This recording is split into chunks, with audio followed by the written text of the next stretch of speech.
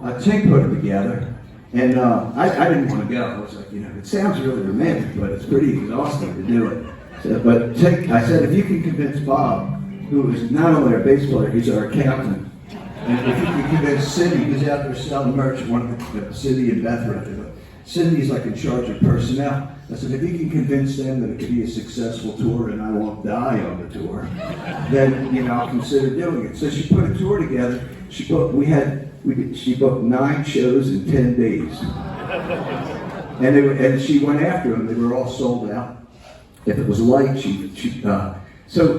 what happened was, okay, I remember why I'm saying this. So Tink got the idea that when we went over there, we would release our first album, which was never released in the UK. A Good Thief Tips His Hat, the first album, was never released in the UK. So she got the idea to do that, and she had the BBC playing it everywhere, especially when the venues were light in sales.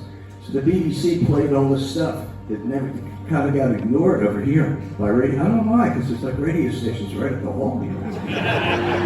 Whatever. So the BBC really loved it, and they did a good job of it. And this is the title track from the album, A Good Thief Tips His Hat, it's called. Oh, take these a minute. These a minute to tune up. Somewhere in the Black Mountain Hills of Dakota, there lived a young boy named Robert Coon.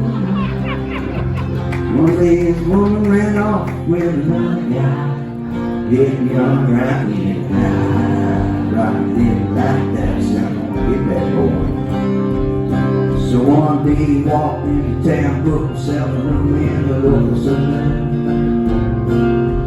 Rocking up blue, checked into his room, only to find in his Bible,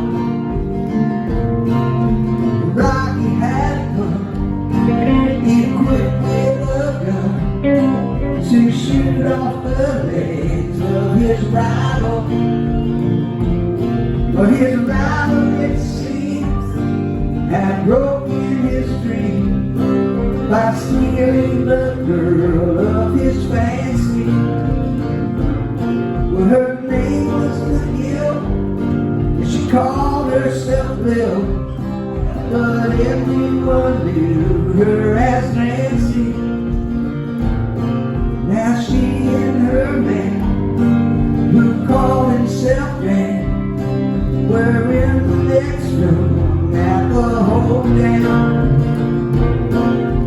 Like a bursting and winning the ring, he said, "Baby boy, this is a showdown." But Danny was hot, and he drew first and shot.